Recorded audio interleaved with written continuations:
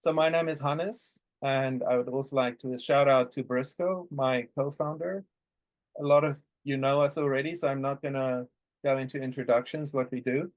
Today's topic is the future of expertise. Really relevant topic. A lot of people are wondering, are we going to be replaced by AI? Is how it's all going to work out? And I would like to present a perspective on this. And I'm actually going to spend a lot of time just talking about what is expertise, because I think there are many different viewpoints what it is, and the viewpoint that I have is very much from a entrepreneurial viewpoint. How do entrepreneurs, people that create startups, companies, run companies, think about expertise? If you're doing something highly technical and you have different expertise, the talk might not be totally meshing with what you think about what expertise is. So as I said, it's going to be business focused. So we're going to start with showing lots of little pictures to illustrate what is expertise. And we're just starting with how, sort of first principles, how does business work? So there are really three core things. Business runs on decisions. If you don't make decisions, you don't have a business. You have to decide what you want to do. Typically, you need some sort of idea, and then you decide, or a few ideas, I'm going to do X or Y. You need to execute, of course, and you have outcomes, either positives or negatives, right? Things happen. You make a good decision, you execute good, there's a good outcome. Of course, a lot of things can go wrong, and in all these, well, especially in the decision bucket, you can make really bad decisions. A lot of bad things can happen. Maybe your company might not be able to make decisions effectively. You might have decision debt. You really made a lot of decisions that are bad. Execution, of course, a lot of things can go wrong, but I just want to focus on the highest level parts of it. So how does it work? Well, everyone has decisions, they work, there's outcomes, and every company has different timelines, right? So here we have the first company at the top. You have some idea, you work for a while, negative outcome, right? Another one is idea, worked on something, a negative outcome. Maybe you took that advice, you have another idea, you work again, negative outcome again, right? More positive one is you have some idea, you work, negative outcome, you took that feedback, new idea, work, positive outcome, you have some windfall, for example. So all these timelines are running out, in parallel across whole of the world as entrepreneurs, business people are building their business. We all have made decisions, work maybe for months or years on it and get a bad outcome. And then you think like, yeah, if I only made a different decision before. It's called hindsight.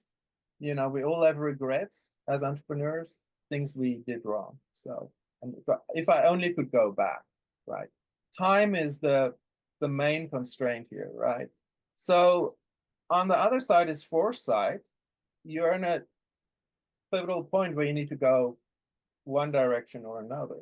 And you have to make a decision, and you can't predict what the outcome and the end is going to be.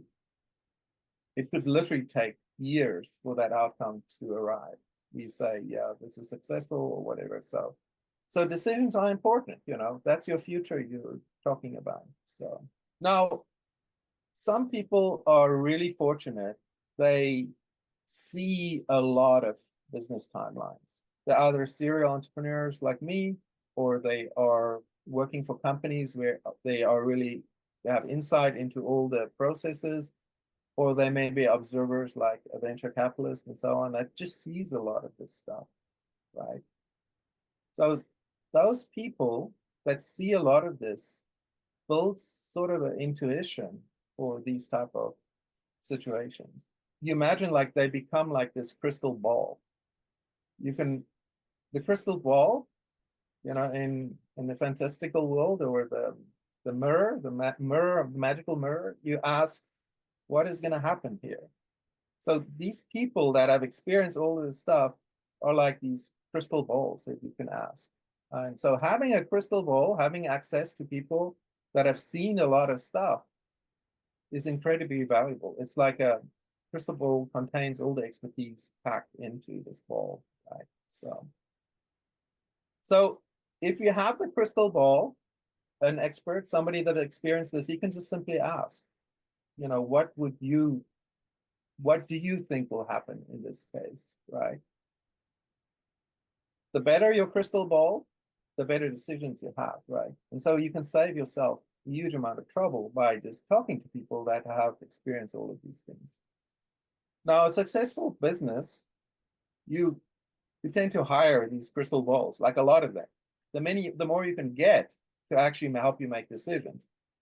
As a startup founder, maybe in the beginning, you don't have access to really good crystal balls expertise. You just don't have it. Some other companies that are, for example, very well funded have access to a lot of people with expertise.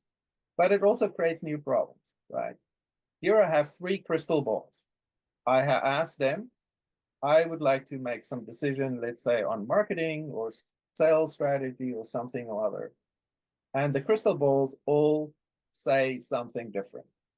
That's just human nature because each person that you're asking has a different experience and will probably give you a different answer. So let's say we have 3 CMOs with very different backgrounds. Maybe one is more product-oriented CMO, another one is more branding-oriented, another one is just sort of flying by the seat of the pants, maybe had some successes. If you ask them, what should I do? You will get 3 different answers. Did this help you or not? Well, I argue, yes, it does help you because you have more optionality. You see options that you can have. Of course, you can have the super crystal ball that will ask the other crystal balls, but eventually in the end of me as an entrepreneur, I need to decide what I want to do, which basically just means that humans will never really disappear. You will always need, even if the crystal ball is replaced by a piece of AI, somebody still would need to make the decision and accept the responsibility of going down the red path and accept, yeah, it's wrong, right? The crystal balls, the experts we have are incredibly useful to get expertise and short circuit things, but they're not the total answer to everything. It's also very different from knowledge, right? So knowledge is relatively easy to get. You can go to a library and you can read books, right? It's facts, theories, experiences. Expertise is something else. It's the application of that knowledge in all these different situations. This is why you need the experts. They help you navigate, make this decision, shortcut these paths that end up in negative outcomes or guides you towards the positive outcomes. However, as you know, lots of problems with expertise. It's difficult to create expertise, right? You sort of need to experience all these businesses. It takes time to create. It's really expensive to acquire expertise. A world-class expert can save you so much trouble that guy is probably in demand. It's a seller's market. That's why successful CEOs can charge basically whatever they want because they've gone through the experiences. The expertise baked into this crystal ball is extremely difficult to replicate. Often it's not obvious why certain things work and other things didn't, or there's not clear reasons. It's called tacit or implicit knowledge. It's really hard to capture. Even if you speak to an expert, they don't often can explain exactly why they do certain things. So the other thing that's particularly serious problem is that expertise is getting lost all the time. I'm talking here about the apprentice model, which I'm not talking about the traditional apprentice model in trades. I'm just talking about you learning from somebody else. You're learning by doing, failing. Your mentor is transferring knowledge to you. Your immersion in this professional culture where you learn. This model has sort of collapsed. And a lot of it's got to do with workforce dynamics. People have different aspirations today. There's a lot of mobility. Of course, a lot of workforce reductions. A big problem is simply aging and retirement, more specialization. So expertise is being lost all the time. it sometimes has incredible repercussions. If you remember, maybe 5 years ago, 5 to 7 years ago, the there was a lot of crashes of the Boeing 737 MAX aircraft. There was just a huge loss of engineering expertise due to outsourcing and culture change. Basically, what happened, there was a merger with McDonnell Douglas, and the culture changed from engineering to a shareholder value culture. There were a lot of layoffs and retirements. It was an incredibly expensive situation, not only for lives that were lost, but reputational damage, and the financial cost was staggering. I mean, it was just, and it can be all traced back to lack of a loss of expertise. And there are many other situations that are particularly concerning in the US. For example, if you look at the chip industry today, what's happening to Intel, that essentially certain skills like how to make chips are not present anymore in the US. Now, of course, so this is sort of just the intro. How do I look at expertise from an entrepreneurial standpoint of view? How does AI fit into this? Well, as we know, more and more compute cycles, like yottaflops, nobody probably knows that term, but is being spent on training models, and over time they're just getting better and better, right? And the question is, will they ever be able to fully replicate the expertise you need to run a business? So, and it's a problem that Briscoe and I have been thinking about a lot. So there, of course, the obvious thing that AI can do for us, it can compress these long timelines. You can do stuff faster, right? You can use AI coding or create content faster. You can have increased output of stuff. You can reduce headcount if you want to do it more efficient. So just the arrows get shorter, the timelines get shorter. Very useful. The other thing which I find much more interesting is the foresight stuff, right? So you are in a particular business scenario and you can simulate different scenarios out, right? What will happen if I make this decision?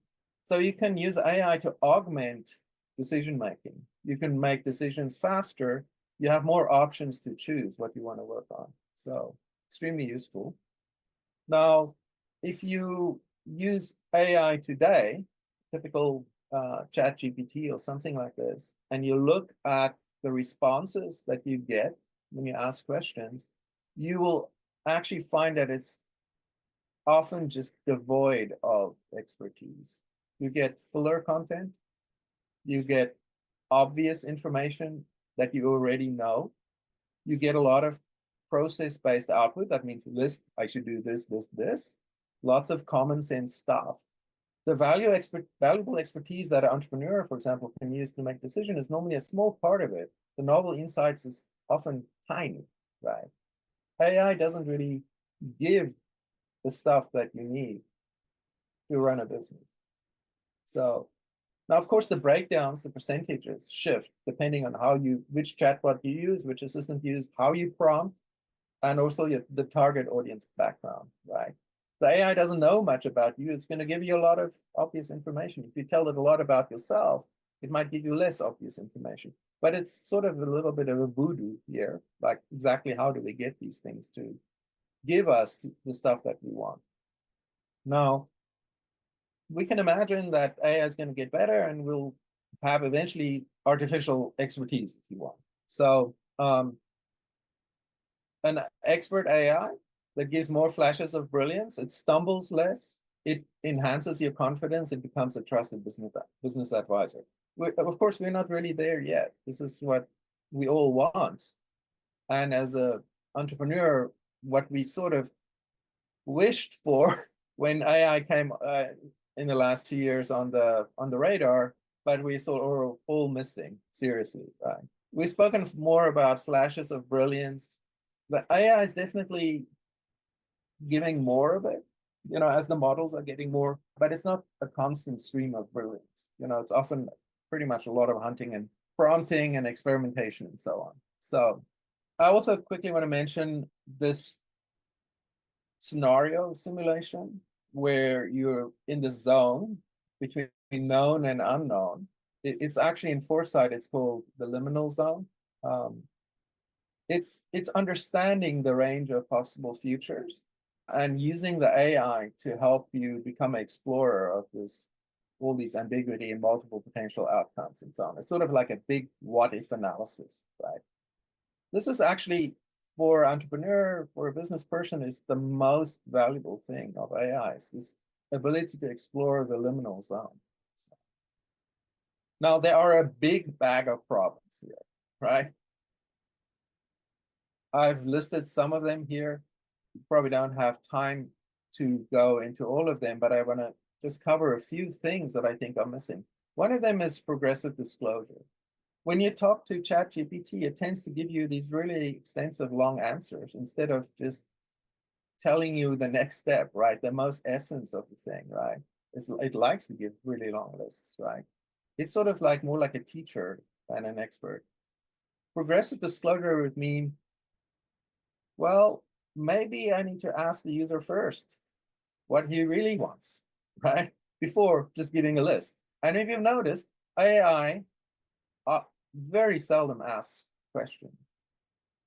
Expert always asks questions, like, what exactly? What is the situation here? Let's clarify what's going on. So Socratic questioning and peer-level discourse is sort of missing from AIs. We need to put it back somehow. It's like they've been trained in a completely different way from what a business person would expect. Another one is we need prescriptive insight. The AI needs to tell you what you should do, right? Help you with the decision, but it should be grounded by whatever invariants or constraints you have in your business. If you ask an AI what to do, it often comes up with stuff that's just not relevant, right? Or it's stuff that you never possibly can do because the technology doesn't even exist. It's the technology readiness of the responses are a big problem, right? So, serious issue. Now, a bigger one is just context establishment, right? The AI out of the box doesn't know anything about your business and anything about you. How do you expect it to answer, actually? How can it give business advice if it doesn't know your business? So you have to spend a lot of time educating it. You have to make knowledge capsules. This is all my business. This is what I know. This is my level. All of these things, if you don't do it, you don't get good responses from AI. And of course, it's hard work to establish context. How do you explain your whole company, all your business strategies, how you think, how you update that, right? You're having a meeting with your executive team, things are changing. All that knowledge needs to go back into the AI in some way to actually be helpful and relevant. And it's not clear actually how it would work. Another one is what I call natural prompting. So prompting is unnatural at the moment. If you just give the AI something to do, it will do something, but it often is not inclined to do the right thing. It doesn't know what the focus is. A human expert is different. You give him, for example, an article from the news, and the human expert looks at it. Oh yeah, of course, this means that we need to do X, Y, and Z, and that is not relevant anymore. AI is nowhere near, right? Another one is when you talk to an expert, you expect the expert to think ahead of you, give you some ideas that you might not even have thought about. So an expert tends to think deeper. Now, thankfully, the new AI models like O1 from OpenAI are starting to think deeper, but they're not really thinking like 6 steps ahead of the user yet, right? But it's coming. Another important one is subjective thinking. When you have access to a crystal ball, it's a subjective viewpoint, and you actually want it. You want three different opinions from 3 different experts, and you decide which one you want to choose. So you want subjective thinking. You want to have a point of view. You want to have somebody that has a contrarian point of view. AI is sort of the averages out of everything. So we somehow need to tell the AI, well, play the role of X, Y, and Z. So we're very much at Innovation Algebra thinking that we need to recreate the viewpoint, the expert viewpoint. Otherwise, you're not going to be able to make a decision. And you want your crystal balls to argue with each other, right, to come to a decision. So they need to be able to work together. They need to know when to apply the correct thinking frameworks. They need to capture the tacit knowledge. They need to learn from you, if you ask. So as you can think, this is a really big bag of problems that we still need to get solved to actually get AI to work as we want it to work. So Briscoe and I have been struggling with a lot of stuff. Some things we've made some progress on. It's going to take a while to solve all of these problems. At Innovation Algebra, we've been trying to create experts. We're actually working with real people that are experts in their field, trying to capture their knowledge and somehow get it inside the AIs. We can actually talk to many of them at the same time. They can argue with each other and so on. It's just been an incredibly difficult journey to actually get them to give us advice. Of course, a lot of the advice is about innovation algebra itself, how we should run the company and what we should do. And it's been sort of a transformative experience for us, just going through this. But our technology is not public yet. We're just working on this. It's probably going to take a while, but it's something that we're working on. I think there are probably lots of other people, lots of other companies that have similar aspirations. It's very compelling to have access to experts. My personal opinion is it will be transformative for the startup world, right? To have access to experienced crystal balls, if you want. Anyway, I'm going to stop there and just open the floor